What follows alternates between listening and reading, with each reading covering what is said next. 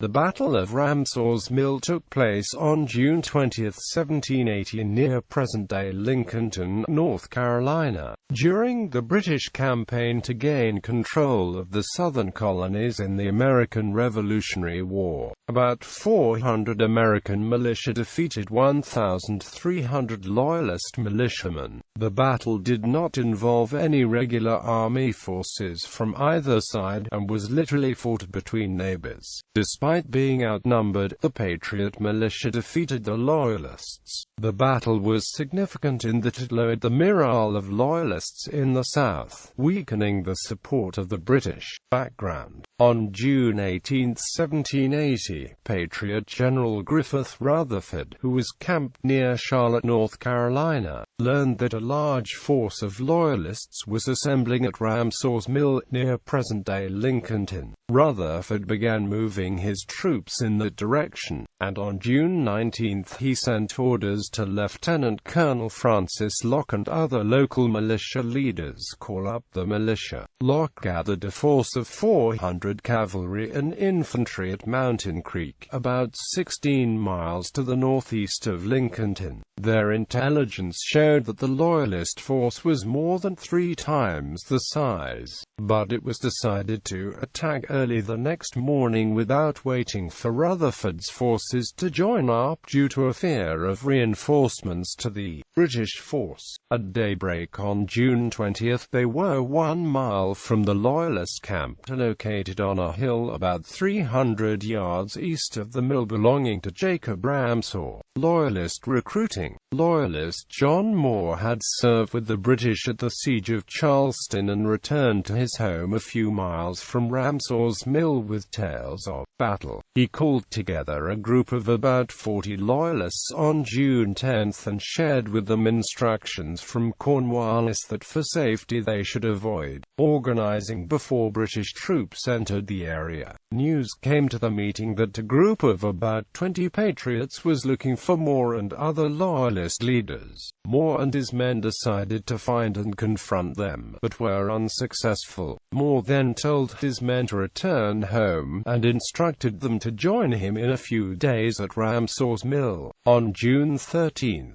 200 men arrived there, and the number grew in the following days, buoyed by news of the British victory at Waxhaws. By June 20 the Loyalist camp had grown to about 1,300 men. Battle. When the cavalry leading the Patriot column approached, the Loyalist sentries on the road fired at them and retreated to the main body. After an initial cavalry charge, the Patriot infantry moved up. In the confusion of the battle, the Patriots were able to turn the Loyalists' flank and gain control of the ridge. General Rutherford, then only a few miles from Ramsour's Mill, received word of the action and immediately dispatched his cavalry to assist and hurried the infantry along. Patriot Colonel Francis Locke was unable to reform his line on the ridge and ordered his men to fall back. However, Captain John Dickey refused and led his company to higher ground, where the rifle marksmanship of Captain John Hardin's men turned the battle into victory. When ordered to retreat by Colonel Locke, he had soundly cursed, saying he would not retreat.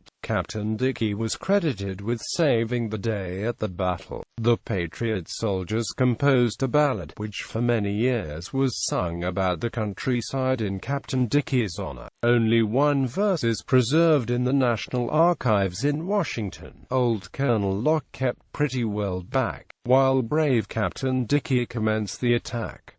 Colonel Locke, ordered us to retreat and reform, which made our old hero mightily storm. One affidavit in the National Archives pension files tells that Captain Dickey called out, "Shoot straight, my boys, and keep on fighting. I see some of them beginning to tumble."